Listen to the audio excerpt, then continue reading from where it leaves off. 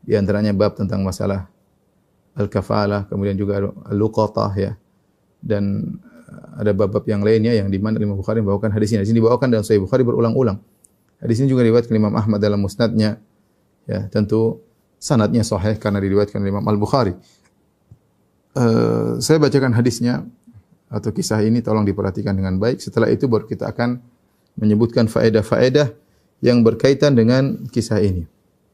Al-Imam Al-Bukhari meriwayatkan ya, beliau berkata, wa qala al-Laitsu qala haddatsani Ja'far bin Rabi'ah an Abdurrahman bin Hurmuz an Abi Hurairah radhiyallahu taala anhu an Rasulillah sallallahu alaihi wasallam. Ya, dari Rasulullah sallallahu alaihi wasallam, Rasulullah bercerita, annahu dzakara rajulan min Bani Israil sa'ala ba'dha Bani Israil an yuslifahu alfa dinar. Ada seorang laki dari Bani Israil, dari orang-orang sebelum kita, dari umat sebelum umat Muhammad sallallahu alaihi wasallam, seorang soleh dari Bani Israil, dia meminta kepada kawannya dari Bani Israil juga yang lain agar memberi hutangan kepada dia 1.000 dinar. 1.000 dinar ini besar ya. Kalau kita konversikan sekarang 1 dinar 4,25 gram emas. Berarti kalau kita kalikan 1.000 dinar berarti 4/4 kilogram emas. Ya, kalau kita mau 1 batang emas batang 1 kilo berarti 4 batangan emas. Ini jumlah yang banyak. Sampai sekarang pun tetap banyak ya. Maka ketika dia ingin pinjam uang sama kawannya, maka kawannya terus berkata, "I'tini bisyuhada ushiduhum." Datangkan kepadaku para syuhud, para saksi, agar aku menjadikan mereka saksi atas utang yang aku berikan kepadamu. Karena jumlah bukan jumlah sedikit, jumlah besar. 1.000 dinar, butuh saksi. Ya. Faqala, maka kawan yang meminjam uang berkata, kafa billahi syahida, cukup Allah jadi saksi. Enggak ada saksi. Cukup Allah jadi saksi. Qala, fa'tini bil kafil. Kata dia, kalau gitu, datangkan kepadaku penjamin. Dhamin, penjamin. Ya. Siapa yang menjamin kalau ternyata kau tidak bisa bayar? Ya. Siapa yang menjamin? Ini uang besar 1.000 dinar. Qala, maka teman yang pinjam uang berkata, kafa billahi kafila. Cukup Allah yang menjadi penjamin. Semuanya cukup Allah. Allah jadi saksi, Allah jadi penjamin. Orang ini berkata, qala sadaqta. Benar. Dua-duanya orang soleh. Ya. Ketika dia temannya bilang, cukup Allah jadi saksi, cukup Allah jadi penjamin, dia mengatakan sadaqta. Engkau benar.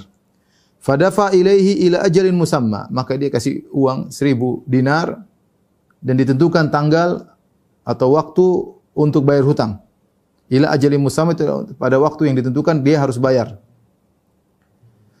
Maka diambillah uang tersebut oleh kawannya. Fa kharaja fil bahri ya. Fa qadha hajatahu. Maka orang ini kemudian memperdagangkan atau mengolah uang tersebut, akhirnya dia bisa berhasil sehingga ya tiba waktunya dia untuk mengembalikan utang. Tiba waktunya dia untuk mengembalikan hutangnya. Ini singkatnya demikian. Fa kharaja fil bahri, maka dia keluar ke lautan, ke tepi pantai. Fa qadha hajatahu, kemudian dia menyelesaikan hajahnya. Tsumma iltamasa markaban yarkabuha yaqdamu alaihi lil ajal alladhi ajjalahu. Maka dia sudah kumpulan uang 1.000 dinar, dan dia ingin bayar hutang. Maka dia mencari, jadi orang ini pergi, antara dia dengan orang yang kasih utang ini terpisah dengan lautan. Ya. Maka ketika waktu dia ingin bayar hutang, dia cari kapal atau perahu yang bisa mengantarkan dia untuk pergi ketemu dengan temannya karena waktu bayar hutang sudah tiba. Ya.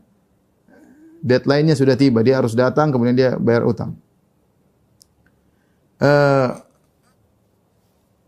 Falam yajid markaban. Ternyata dia tidak mendapati kapal yang bisa membawa dia ke lokasi temannya untuk bayar hutang.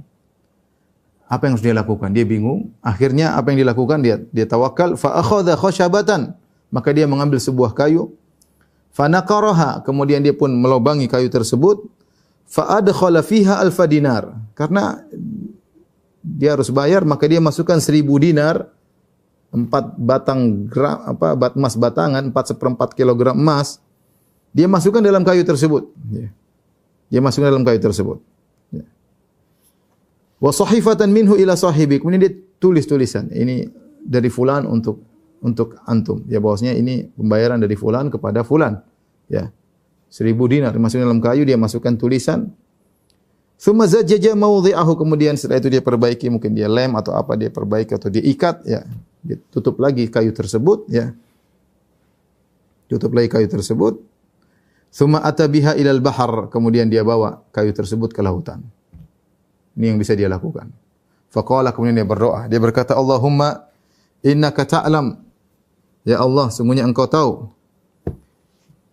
anni kuntu tasallaftu fulanan alfa dinar. Engkau maha tahu, aku pernah pinjam uang dari fulan 1000 dinar.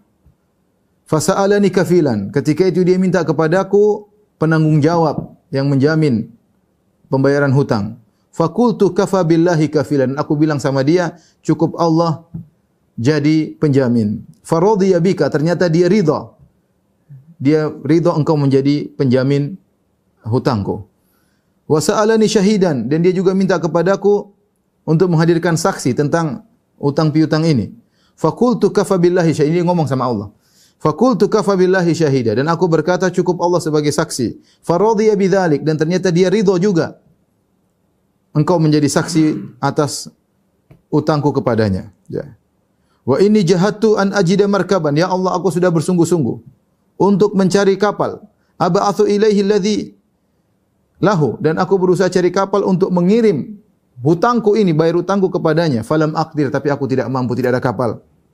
Wa inni istauda'tukaha, dan sungguhnya aku menitipkan, ya, uang ini kepada engkau, ya Allah. 1000 dinar masuk dalam kayu. Dia ngomong sama Allah Subhanahu wa taala. Farama biha fil bahar, kemudian dia pun lempar kayu tersebut di lautan. Hatta walajat fih, kayu tersebut masuk ke dalam lautan. Ya. Kayu tersebut ada isinya 4 kilogram emas. 4 kilogram emas. Bukan 4 gram, 4 kilogram emas. Hatta walajat fih, kemudian kayu tersebut masuk ke dalam lautan. Tsumman sarafa, kemudian dia pun meninggalkan lautan. Wa huwa fi dzalika yaltamisu markaban, tetapi dia tetap berusaha mencari kapal. Yakhruju ila baladihi, dia tetap cari kapal, kapan ada kesempatan, ada kapal, dia akan pergi ke orang tersebut. Ya. Fa kharaja ar-rajul alladhi kana aslafahu yanzuru la'alla markaban qad jaa'a bimalihi. Rupanya sebagaimana waktu yang telah ditentukan, orang yang mengutangkan, orang yang baik yang mengutangkan tersebut, dia juga sudah tunggu di tepi pantai yang lain. Menunggu kapan kapal tiba. Dia menunggu kapal pertama yang tiba karena kapal tersebut akan membawa uang yang akan dibayar oleh kawannya tersebut. Dia tunggu sebagaimana waktu yang telah ditentukan. Ternyata tidak ada kapal yang datang. Tidak ada kapal yang datang. Dia tunggu. Fa idza bil khashabati allati fiha al-mal. Tiba-tiba muncul kayu yang telah diletakkan emas dalam situ. Muncul kayu. Kemudian fa akhadhaha li ahlihi hataban. Maka sudahlah dia ambil kayu tersebut. Tujuannya kayu tersebut diambil untuk apa? Untuk kayu bakar. Hataban. Untuk kayu bakar. Falamma nasyaraha, tatkala dia pecahin kayu tersebut, mungkin dia kapakin untuk dijadikan kayu bakar, wajadal mal was sahifah, dia dapati uang 1000 dinar. Kepingan uang 1000 dinar. Was sahifah adalah tulisan dari fulan untuk fulan. Ya. Subhanallah. Sudah selesai, hutang sudah dibayarin. Ternyata kawannya yang sudah kirim uang lewat kayu tersebut, dia masih cari uang lagi. Dia namanya enggak pasti. Lepasin kayu sampai enggak sampai, dia cuma sekedar punya hujah di hadapan Allah. Yang penting saya sudah serahkan, ya Allah, saya sudah berusaha bayar tepat waktu. Tetapi itu tidak bisa jadi jaminan. Maka dia pun ambil lagi 1000 dinar. Tsumma qadima alladhi kana aslafahu fa ata bil alfi dinar. Maka dia bawa 1000 dinar yang lain, dia dapat kapal, dia berangkat menuju belakangan tentunya, menuju kawannya tersebut untuk bayar utang 1000 dinar. Dia bawa 1000 dinar yang lain. Akhirnya dia ketemu dengan kawannya dan dia minta maaf. Dia mengatakan, "Wallahi ma ziltu jahidan fi talabi markabin li atiyaka bimalik." Kata demi Allah, kawanku, saya berusaha sungguh-sungguh untuk mencari kapal supaya saya bisa ngantar uangmu tersebut.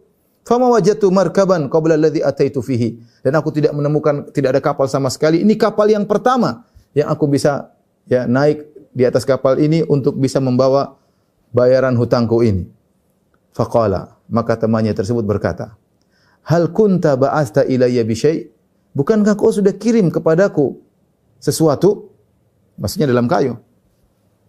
Maka subhanallah, kawannya ini dia pura-pura tidak tahu.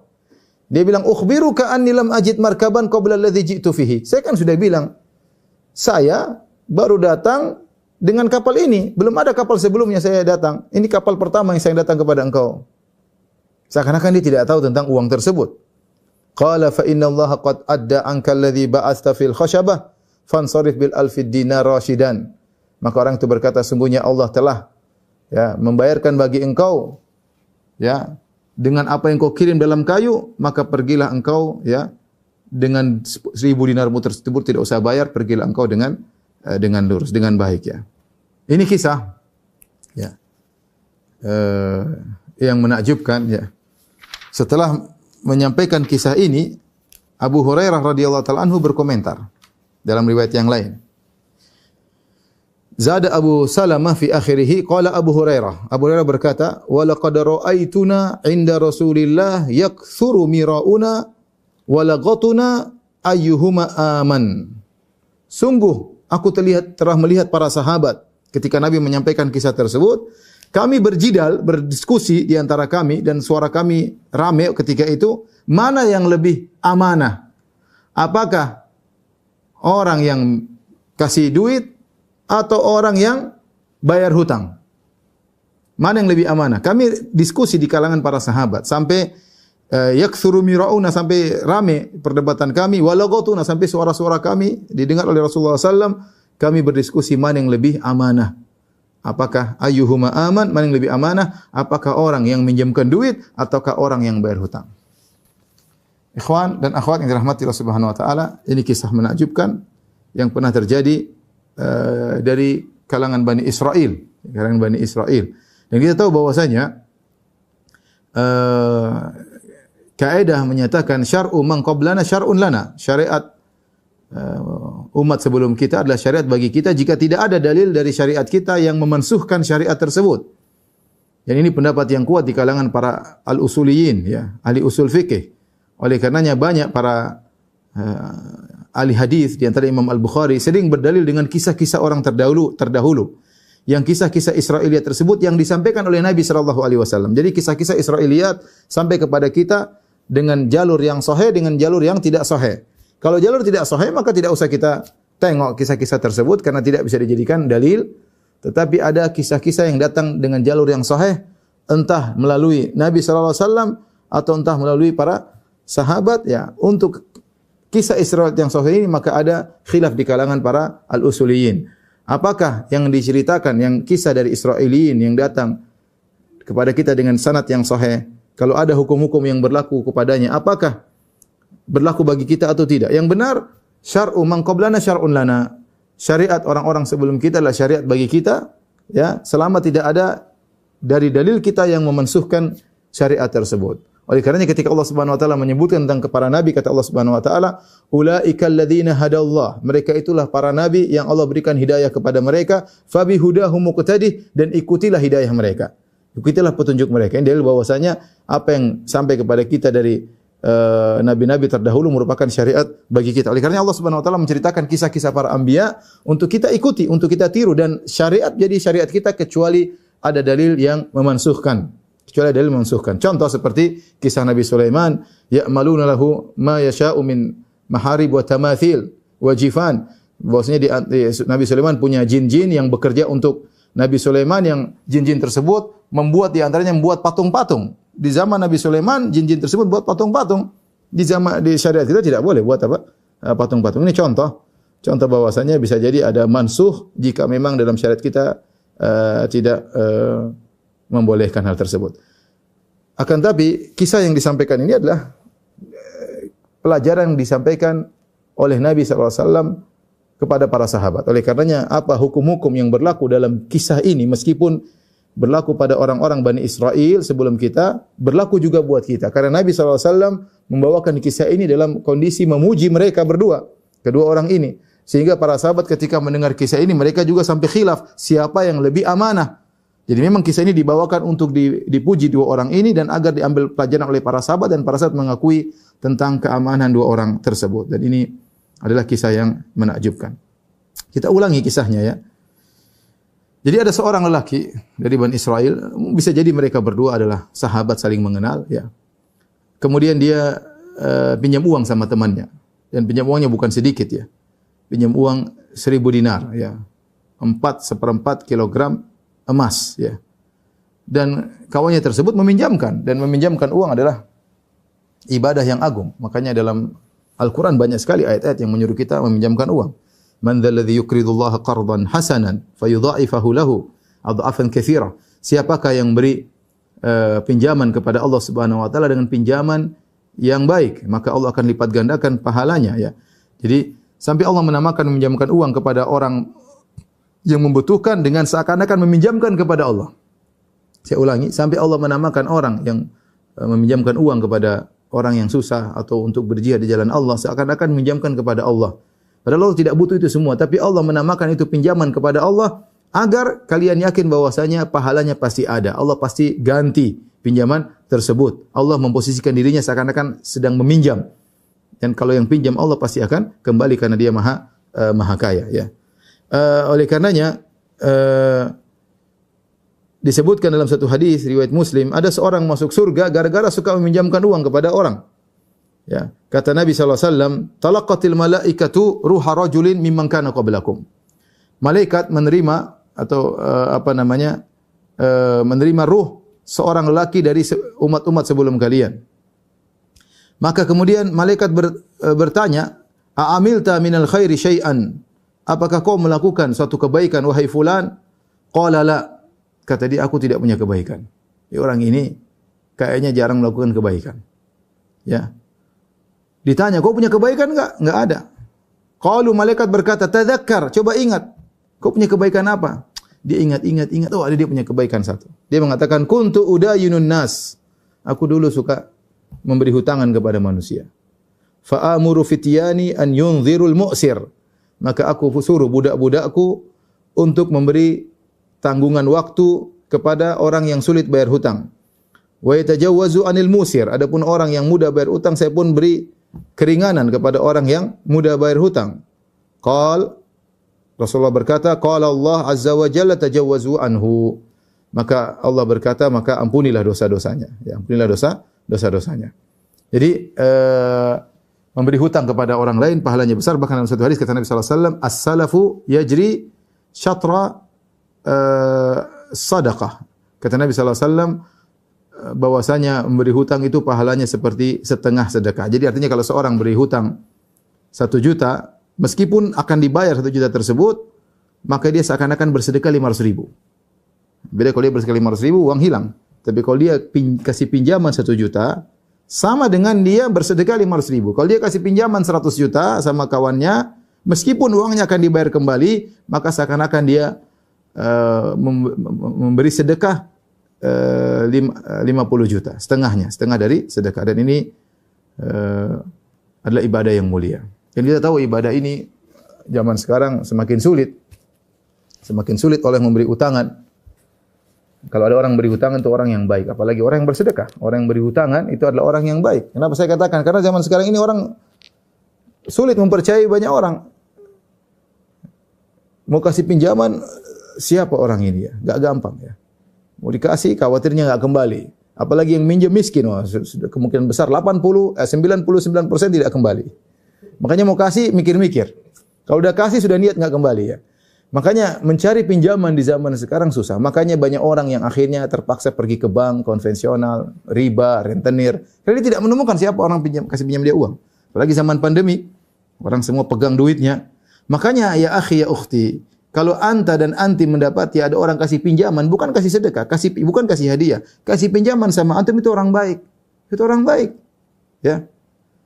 Bersyukur kepada Allah ada orang mau kasih pinjaman. Dan kalau kita punya rezeki, kasih pinjaman, ini pahalanya besar ya. Bahkan tadi inna salaf yajri majra syatri sadaqah. Sungguhnya memberi hutangan itu pahalanya seperti setengah sedekah. Maka orang ini tidak main-main, dia dipinjamin uang atau dia pinjam uang dari kawannya 1.000 dinar. Ya, bagaimanapun meskipun dia kenal, 1.000 dinar bukan uang sedikit. maka dia minta didatangkan syuhada. Ya, dan ini sunnah Nabi sallallahu alaihi wasallam sebagaimana Allah sebut dalam Al-Qur'an, ya ayyuhalladzina amanu idza tadayantum bidainin ila ajalin musamman faktubuh. Wahai orang beriman, jika kalian saling ada utang piutang maka suruh catat, Allah suruh catat. Allah berkata wastashhidu syahidaini min rijalikum, dan datangkan 2 saksi. Jika ini masalah hak hukukun nas, hak orang, maka sunnahnya dicatat, bahkan datangkan saksi. Ini sunnah, tidak wajib. Tapi itu penting ya. Kenapa? Kalau ada pencatatan, ada saksi, maka orang tersebut seandainya mau jahat enggak jadi jahat ya. Karena dia tahu dicatat dan ada saksinya. Ya. Maka orang ini menjalankan suatu yang baik, dia bilang, "I'tini bisyuhada," datangkan para saksi. Usyhidum, aku akan menjadikan mereka saksi atas hutang yang kau pinjam dariku. Tapi apa jawaban orang ini? Kafabillahi syahida. Cukup Allah yang jadi saksi. Subhanallah. Berat ini 4 batang emas, 4 kilogram emas. Allah jadi saksi. Subhanallah. Tapi orang ini rupanya orang soleh. Dia terima. Dia ridho Allah jadi saksi. Padahal ini bukan uang sedikit. Bukan 100.000, bukan 200.000. Ya, bukan 1 juta. Ya. Coba kalau dikonversi sekarang berapa? Coba dihitung. 1 gram emas berapa? Ya Kemal, dihitung berapa? 1 gram emas berapa sekarang? 600, bukan 1 juta. 1 juta, ya. 1 juta kali 4.000 berarti 4 miliar. 4 miliar 250 juta. Kalau 1 gram emas 1 juta, berarti dia pinjam uang kira-kira sekarang 4 miliar 250 juta. Coba ada kawan pinjam uang, ya akhi 4 miliar saya pinjam. Ada saksi? Allah. Yang itu bercanda. 4 miliar saksinya Allah. Oke, sip. Kecuali orang itu benar-benar orang soleh. Ya. Bayangkan 4 miliar tidak sedikit. Pinjam uang 4 miliar. Mana saksi? Mana materai? Enggak ada materai. Saksi Allah Subhanahu wa taala. Mana penjamin? Maka dia tanya, ya, fa'tini bil kafil. Kalau enggak ada saksi enggak apa? Mana penjamin? Kalau kau kabur, kalau kau enggak bayar harus ada penjaminnya dong. Bank apa kayak kalau zaman sekarang kan bank atau apa? Maka iya, atau sertifikat atau aset. Kata dia kafa billahi wakila. Cukup Allah jadi penjamin. Luar biasa ya. Kemudian orang ini berkata apa? Sodakta, engkau benar. Cukup Allah menjadi saksi dan menjadi penjamin. Mungkin mereka berdua sudah saling kenal. Dia tahu kawannya ini orang baik, dan dia juga baik, sehingga ketika dia mengatakan cukup Allah jadi penjamin, jadi saksi, maka dia terima. Ya, makanya dalam Al-Quran Allah mengatakan, fa in amina ba'dukum ba'dha falyu'addi alladhi tumina amanatahu. Kalau di antara kalian sudah saling aman, merasa tentram, merasa aman, enggak apa-apa, enggak harus dicatat, enggak harus ada jaminan, enggak ada masalah. Jadi saya katakan tadi, masalah hutang piutang, catatan, mencatat, kemudian ada saksi, itu sunnah, ya, itu sebaiknya dilakukan. Tapi kalau sudah saling kenal dekat, tahu betul orang tersebut, maka tidak mengapa. Tidak harus ada jaminan, tidak harus. Ya. Sebagaimana mungkin 2 orang ini saling mengenal. Akhirnya fadafa ilahi ajalin musamma, maka dia pun kasih 1.000 dinar ya. 1.000 dinar, kemudian orang itu pun pergi dan dia pun bekerja dan akhirnya dia benar-benar dapat untung. Dia benar dapat untung. Sampai satu hari tiba waktunya untuk bayar hutang. Luar biasa orang ini. Amanah, amin, luar biasa. Dia ingin bayar hutang pada waktunya dan dia gelisah. Benar-benar dia gelisah. Dia cari kapal untuk bawa uang tersebut, kapal enggak ada.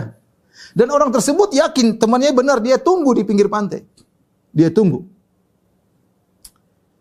Jadi makanya tadi Abu Hurairah berkata, kita ribut, kita diskusi, siapa yang lebih ayyuhuma aman, siapa yang lebih amanah, orang yang kasih atau orang yang yang meminjam ya. Nanti kita juga diskusi mana yang lebih amanah menurut kita ya. Tapi intinya bayangkan dia gelisah, dia cari kapal, dia cari sudah duitnya sudah ada, dia pingin sampai bayar pada waktunya ya. Dan ini amanah ya. Makanya apa kata Nabi sallallahu alaihi wasallam, matalul ghani zulmun ya. Orang yang punya uang terus tidak bayar hutang, zalim. Sebagian orang di zaman kita seperti itu, dia punya hutang, dia tidak bayar-bayar. Kalau ditanya mana uang, enggak ada uang yang apa namanya di tangan enggak ada. Di ATM enggak ada. Tapi kamu kan punya mobil 3, jual dong.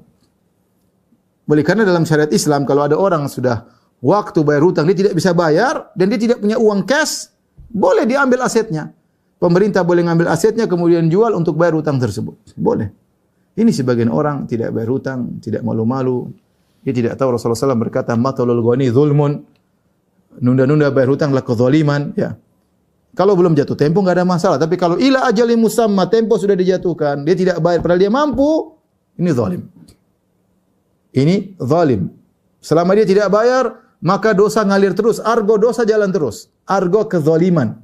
Dan hati-hati, dosa zalim tidak seperti dosa yang lain. Kata Nabi SAW, az-zulmu zulumatun yaumal qiyamah. Kezaliman adalah kegelapan yang bertubi-tubi, bertumpuk-tumpuk pada hari kiamat kelak. Jangan-jangan karena sikapmu ini menyusahkan orang, kau susah lewat di sirat. Karena kezaliman, ya. Karena kezaliman dan karena kegelapan yang menutupi dirimu pada hari kiamat kelak. Oleh karenanya orang ini benar-benar dia gelisah, dia ingin bayar hutang pada waktunya. Ya, dia berusaha. Dia berusaha dan inilah tawakal. Dia berusaha cari kapal. Ya, kita jelaskan bahwasanya tawakal itu adalah menggabungkan dua hal, yaitu i'timadul qalbi 'ala Allah wal akhdhu bil asbab. Dua hal, yaitu menyandarkan hati kepada Allah Subhanahu wa taala, dan yang kedua adalah berusaha ikhtiar. Kalau bahasa kita, mengambil sebab ikhtiar. Sebagaimana sabda Nabi sallallahu alaihi wasallam, "Lau annakum tatawakkaluna 'ala Allah haqqa tawakkuli la razaqakum kama yarzuqut tayr." Taqdu khimasan wa taruhu bitana. Kalau kalian benar-benar bertawakal kepada Allah dengan tawakal yang sungguhnya, maka Allah akan kasih kalian rizki sebagaimana Allah beri rizki kepada burung. Burung terbang pagi-pagi, ya, kemudian dia berusaha, dia balik sudah bawa rizki. Burung bertawakal atau tidak bertawakal, hatinya serahkan kepada Allah, sementara dia berusaha. Burung saja yang tidak punya akal, ya akalnya tidak seperti manusia, dia ngerti namanya tawakal harus berusaha. Bukan seperti sebagian orang tawakal tapi tidak berusaha. Yang penting saya zikir aja zikir. Enggak, tawakal berusaha. Tawakal berusaha.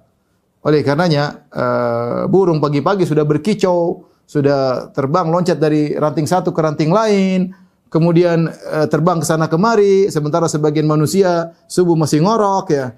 Salat subuh pun jalannya kepala miring-miring, imamnya kalau baca lama dia sudah kepanasan, kenapa imamnya lama? Pulang tidur lagi, ya masih kalah tawakalnya sama burung yang sejak pagi sudah berkicau sana kemari, dia tahu bahwasanya mencari rezeki harus berusaha. Nah, orang ini dia berusaha, dia bekerja, dia kumpulkan uang, saatnya dia bayar hutang. Maka dia berusaha mencari kapal untuk mengantarkan uang tersebut, ya. Makanya ya dia berusaha semaksimal mungkin. Ketika tidak ada, apa yang dia sudah tidak ada. Sementara waktu jatuh tempo sudah datang. Dia tidak ingin berdosa. Apa yang dia lakukan? Dia tawakal kepada Allah, cari kayu. Sudah, enggak ada cara lain. Dia ingin menegakkan hujah di hadapan Allah. Ya Allah, saya sudah berusaha ini Allah. Saya tidak dapat kapal. Ya sudah, ada kayu, saya taruh uang. Allah, engkau yang serahkan, sampaikan kepada dia. Ya. Maka dia cari kayu, dan dia masukkan uang. Dan ini kata para ulama menjelaskan, seorang ketika bertawakal, dia berusaha mengambil sebab. Tetapi hatinya jangan bersandar kepada sebab. Hatinya bersandar kepada yang menciptakan akibat, menciptakan sebab dan akibat. Gampangannya kalau kita sakit, kita bertawakal dengan pergi ke dokter. Tetapi jangan sampai tawakal kita kepada dokter. Ini hanya sebab yang menyembuhkan Allah Subhanahu wa taala, dan ini rawan. Betapa sering orang terjerumus dalam hal ini. Dia berikhtiar tapi tawakal hatinya kepada sebab, kepada wasilah, bukan kepada Allah Subhanahu wa taala. Sehingga ketika dia bekerja, dia merasa bahwasanya rezekinya dari bosnya, bukan dari Allah Subhanahu wa taala. Ketika dia berobat, dia merasa kesembuhan dari dokter tersebut. Dan ini salah. Ya, seorang mengatur hatinya bahwasanya kesembuhan dari Allah Subhanahu wa taala. Dokter obat hanya sebab. Dokter obat, tapi dia berusaha bertawakal, berusaha berikhtiar. Ketika seseorang sudah tidak bisa menemukan sebab sama sekali, maka jangan putus asa. Bisa jadi Allah ciptakan akibat tanpa sebab. Bisa. Ya. Bisa jadi Allah ciptakan akibat tanpa sebab. Atau sebab yang sangat kecil, tiba-tiba Allah bikin akibat yang besar. Contoh banyak seperti Maryam.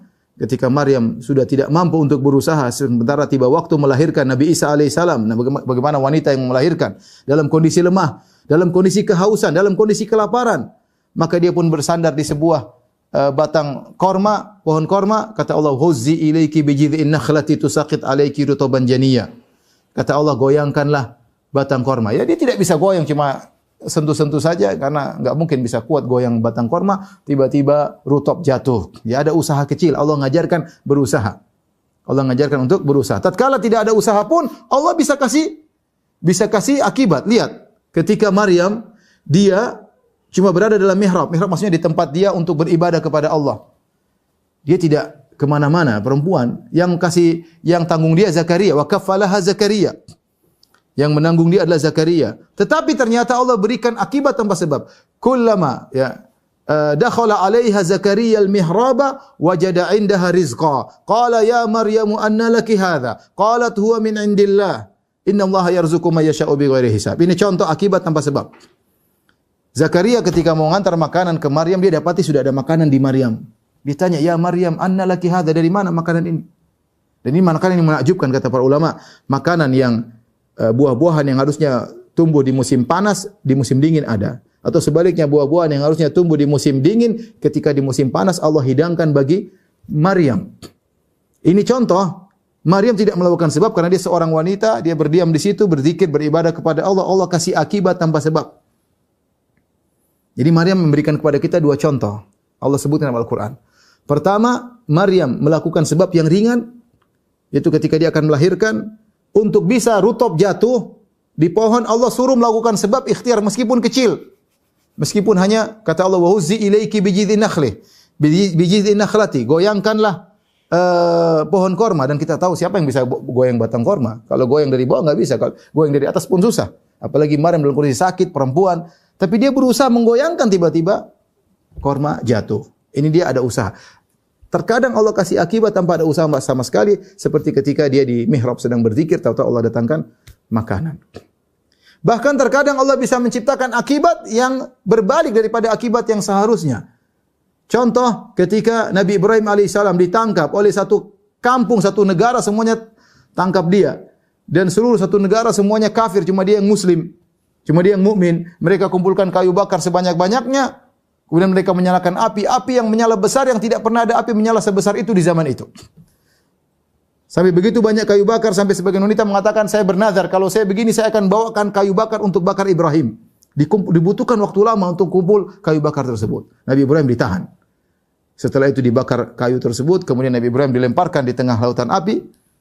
Oh, sebab apa lagi yang bisa dia lakukan? Enggak ada, sudah enggak bisa apa-apa. Maka ada tawakal. Hasbunallah wa ni'mal wakil. Ya. Ibrahim berkata, hanya Allah lah, ya, cukup bagiku dan dia sebaik-baik tempat bersandar. Maka Allah berkata kepada api, ya naru kuni bardan wa salaman ala Ibrahim. Wahai api, jadilah kau dingin dan keselamatan. Kita lihat, api sebab membakar. Tetapi Allah bisa balik, sebabnya berbalik. Sebab membakar jadi sebab dingin. Jadi, maksud saya menyampaikan hal ini semua, ikhwan dan akhwat yang subhanahu wa ta'ala, seorang dalam bertawakal, dia berikhtiar. Jika jalan sebab semua tidak ada, masih ada doa. Dan itu termasuk dari ikhtiar. Sudah enggak bisa apa-apa lagi, sudah tinggal doa kepada Allah. Segala pintu sudah tertutup, masih ada pintu doa, masih ada pintu bersandar kepada Allah. Meskipun tidak ada ikhtiar, Allah bisa menimbulkan akibat. Lelaki ini, dia berusaha. Ikhtiar yang bisa dilakukan cuma itu. Apalagi? Dia tahu lautan yang ciptakan Allah, yang ngatur lautan Allah. Dia yakin akan kekuasaan Allah Subhanahu wa taala, maka dia ambil kayu tersebut, dia bolongin, dia masukin 1000 dinar, 4 kilogram, 4/4 kilogram emas, banyak sekali. Itu bukan jumlah yang sedikit. Kalau kita tadi konversinya sekarang 4 miliar 250 juta. Hanya orang yang mau taruh uang situ kemudian lempar di laut. Kalau bukan orang bertawakal, tidak bisa. Maka dia pun masukkan, kemudian dia bicara sama Allah, dia berdoa. Sebagaimana sudah kita jelaskan. Dia berkata, ya Allah, sungguhnya kau tahu, aku pernah pinjam uang sama si fulan, 1000 dinar. Ketika dia minta dariku penjamin, aku bilang cukup Allah sebagai penjamin. Dan dia ridha dengan hal tersebut, ya Allah. Kemudian dia minta dariku untuk mendatangkan saksi. Dan aku berkata cukup Allah menjadi saksi. Ternyata dia ridha dengan engkau menjadi saksi. Dia ridha engkau menjadi saksi, ya Allah. Dan dia ridha engkau menjadi penjamin. Wa inni jahattu. Dan dia berkata, ya Allah, aku sudah berusaha, ya Allah. Inni jahattu an ajida. Jahattu itu bersungguh-sungguh. Aku sudah semaksimal mungkin untuk mencari kapal untuk aku bisa ngantarin duit ini kepada dia. Falam aqdir, tapi aku tidak mampu. Tinggal doa yang usaha. Wa inni istauda'tukaha, dan aku serahkan kayu ini kepada Engkau ya Allah. Kemudian dia lempar di lautan. Kayunya masuk, subhanallah, masuk. Tidak terapung, masuk ke dalam. Tapi ketika dan kawannya tersebut juga, makanya subhanallah, kawannya tersebut nunggu di sana. Kita bisa renungkan, kawannya nunggu, dia datang tiba di saat waktu yang di mana kayu tersebut akhirnya muncul. Allah atur semuanya. Kayu ini bisa berjalan pada waktunya. Ya, mungkin kayu datang orangnya sudah pulang, tapi tidak, Allah sudah atur sedemikian rupa. Ini banyak kejadian-kejadian bukan kebetulan. Ini tidak ada kebetulan. Semua terjadi alam semesta ini tidak ada kebetulan. Mungkin mata kita melihat kebetulan, tapi tidak ada yang kebetulan. Semuanya sudah diatur oleh Rabbul Alamin. Sampai jalannya kayu ini masuk dalam lautan, ombak yang begitu besar. Dan bisa jadi kapal tidak ada yang berangkat karena ombak yang besar. Ya, sehingga dia menunggu kapal enggak datang-datang. Kapal tidak berani melewati lautan, bisa jadi karena ombak yang besar. Ternyata kayu tersebut masuk dalam ombak, kemudian dia berjalan, tiba saatnya ketika mau sampai orang ini tiba. Orang ini belum pulang, seandainya kayu ini datang duluan, ya, orang ini mungkin belum datang atau kayu datang terlambat, orang ini sudah pulang. Tapi Allah atur sedemikian rupa sampai akhirnya sama-sama orang itu sedang menunggu, tiba-tiba kayu datang. Kayu itu datang ke hadapan dia. Ya. Kayu itu datang di hadapan dia, ya. Kalau kayunya jauh dia mungkin tidak akan mengambil, tapi kayu itu datang sehingga dia mudah ambil. Dia pun ambil, ya. Sebenarnya ini tawakal yang luar biasa. Dan sebagaimana firman Allah Subhanahu wa taala, "Ana inda dhanni 'abdi bi", sungguhnya aku berdasarkan persangkaan hambaku. Kita harus melatih diri ikhwan dan akhwat untuk berbaik sangka kepada Allah Subhanahu wa taala. Sungguh persangkaan-persangkaan ini banyak. Az-dzunun billah, persangkaan-persangkaan tentang Allah itu banyak, yang ngawur, yang keliru banyak. Persangkaan buruk, persangkaan yang tidak-tidak, dan semuanya dzunun kadzibah, semuanya persangkaan-persangkaan dusta. Atau dzunun khati'ah, persangkaan-persangkaan yang salah. Latih diri kita untuk berbaik sangka kepada Allah. Dengan bertawakal kepada Allah Subhanahu. Lihat orang ini berbaik sangka kepada Allah dan Allah ya sampaikan kayu tersebut kepada lelaki tadi. Ya, maka benar ya, kata Nabi sallallahu alaihi wasallam, "Man akhadha amwalan nasi yuridu ada'aha addallahu anhu." Barang siapa mengambil harta orang, pinjam uang sama orang dan dia niatkan untuk mengembalikannya, maka Allah akan kembalikan. Addallahu anhu, Allah akan buat dia bisa membayar. Ada dua kemungkinan, di antaranya kata Syekh Utsaimin rahimahullah taala, Allah akan buat dia mampu untuk bayar hutang. Dan saya kenal sebagian teman punya utang banyak sekali. Tapi dia bertawakal sampai utangnya lunas. Bahkan kata Syekh Utsaimin, seandainya dia tidak mampu untuk bayar hutang setelah dia berusaha semaksimal mungkin, dia meninggal dunia, maka Allah akan bayarkan di akhirat. Jangan khawatir. Yang penting ketika ngambil duit, niatnya akan bayar. Man akhadha amwalan nas yuridu ada'ah adallahu anhu. Barang siapa yang minjam uang dari orang, niat untuk kembali, Allah akan buat dia bisa mengembalikan. Sebesar apapun. Kalau ternyata dia tidak mampu dan dia sudah berusaha semaksimal mungkin, maka Allah akan ganti pada hari kiamat. Allah yang ngurusin. Adapun ngambil uang, kemudian sudah ada duit enggak bayar-bayar, ya. Atau sudah niat nanti saya bayar. Banyak orang, sekarang orang kasus-kasus banyak, ya. Misalnya si A datang ke si B, wahai B. Dia bohong, B ada proyek ini B. Butuh dana sekian lagi, pasar lagi butuh barang ini B. Segimana butuh berapa? Butuh 1 miliar. Cepat, kalau terlambat kita bisa tersaingi sama yang lainnya. Oh, si B sudah ngiler-ngiler dengan ini akan utangnya, akan keuntungannya 2 kali lipat. Jadi 1 miliar bisa jadi 3 miliar. Oh, dalam berapa waktu? 1 bulan. Wah, semangat luar biasa. Semangat. Pingin 1 miliar jadi 3 miliar. Siapa yang enggak semangat? Si B karena enggak punya uang, dia pergi ke C, pinjam uang. C, ini ada gini, saya pinjam uangmu 1 miliar. Ada proyek gini-gini. Wah, si B sudah bayang-bayangin 1 bulan depan sudah punya uang 2 miliar, mau kawin lagi dan segalanya. Tahu-tahu kemudian pinjam uang dari C, dia kasih uang ke A dan A sudah niat buruk memang untuk nipu si B. Dan ini banyak terjadi seperti ini. Menipu kawan dengan dalil, ini kan ada usaha. Nanti kalau sudah uangnya sudah dihabisin, ini kan investasi. Kalau investasi sama-sama rugi. Ya akhi subhanallah, Allah Maha tahu. Allah Maha tahu. Maka ambil uang, kemudian 1 bulan, lewat bulan-bulan, lewat tahun-tahun, enggak ada duit. Sementara si B ditega terus sama si C. Dan ini banyak terjadi. Memang sejak awal ambil uang tidak ingin kembalikan. Makanya kata Nabi sallallahu alaihi wasallam, "Wa man akhadha amwalan nasi yuridu itlafa atlafahullah." Barang siapa ngambil harta orang, duit orang, pinjam duit orang dan dia tidak niatkan untuk kembalikan, maka Allah akan hancurkan dia. Bisa jadi fisiknya hancur atau dia akan hancur pada hari kiamat kelak. zalim. Lihat orang ini, karena niat dia untuk mengembalikan uang, Allah bikin dia berhasil. Sehingga dia punya uang 1000 dinar dan dia masukkan dalam kayu tersebut dan akhirnya kayu tersebut sampai kepada orang tadi. Orang tadi kemudian ambil, dia ingin jadikan kayu bakar, mungkin dia enggak punya duit. Lagi susah, dia bawa ke rumahnya, dia potong, tahu-tahu ada duit dan ada surat dari fulan untuk kamu. Masya Allah. Sudah tenang, uangnya sudah kembali. Menakjubkan orang ini setelah itu, dia tidak hanya cukup taruh uang di kayu, dia berusaha lagi ya. Gak mungkin misalnya saya mau bayar utang sama fulan, telepon gak diangkat-angkat. Punya utang 5 juta misalnya. Fulan ditelepon gak diangkat-angkat, kemudian di SMS gak dia WA gak diangkat-angkat. Ya udahlah, saya taruh uang dalam kantung, saya lempar di sungai. Gak bisa. Nanti kalau ditanya, "Mana duit?" "Saya sudah lempar di sungai." Nah, nggak bisa dalam yang kayak sesungguhnya nggak bisa begitu. Makanya orang ini tetap mengambil ihtiyat, kehati-hatian. Dia tidak mencukupkan dengan kayu, dia nggak tahu kayu itu sampai atau tidak. Yang penting dia ingin menyampaikan di hadapan Allah, "Ya Allah, saya sudah berusaha.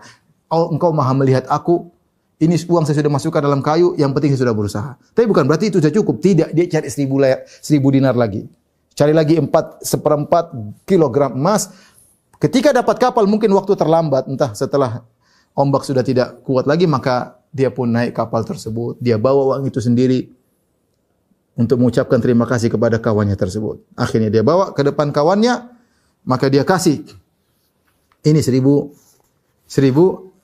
dinar.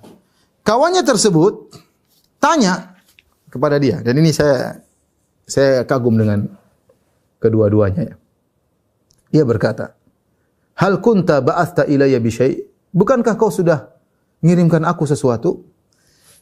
Kawan yang penyam ini, wallahu a'lam, mungkin dia niat baik atau bagaimana. Dia pura-pura tidak tahu, dia bilang, "Saya kan sudah bilang sama engkau, dia kan sebelumnya bilang, "Mohon maaf ya akhi, saya tidak bisa datang karena tidak ada kapal yang siap untuk memberangkatkan saya. Ini kapal pertama yang saya bawa. Sehingga saya naik, kemudian saya bawa uangmu." Akhirnya dia tanya, "Bukankah kau pernah kirim sesuatu kepada saya?" Kata dia, "Ya akhi, saya kan sudah bilang, ini kapal pertama yang saya naik." Dia tidak bilang, "Saya tidak pernah kirim apa-apa." Itu berarti bohong. Ini orang, dia tidak mengatakan, seakan-akan dia mau niat baik, seakan-akan dia mau bayar lebih daripada hutang. Wallahu a'lam bishawab. Seakan-akan demikian. Kalaupun dia tahu sudah kirim, dia tidak bilang, "Oh iya itu yang saya kirim." Tidak. Seakan-akan dia mau kasih hadiah lebih daripada itu. Ini dalam syariat boleh. Seorang bayar lebih selama tidak ada kesepakatan sebelumnya, ya. Dia ingin memberi bayaran lebih, tidak jadi masalah, ya. Tetapi ketika ditanya oleh temannya, "Bukankah kau pernah mengirim kepadaku sesuatu?" Tentu dia tahu, dia bukan orang bodoh. Tetapi dia tidak mau ungkit masalah itu. Dan dia berkata, "Ukhbiruka anni lam ajid markaban qabla alladhi ji'tu fi." Kan saya sudah bilang, saya tidak mendapati kapal kecuali kapal pertama yang saya naik ini. Dia tidak mengatakan saya tidak kirim sesuatu. Akhirnya orang ini berkata, "Allah telah membayarkan hutangmu melalui kayu, ya.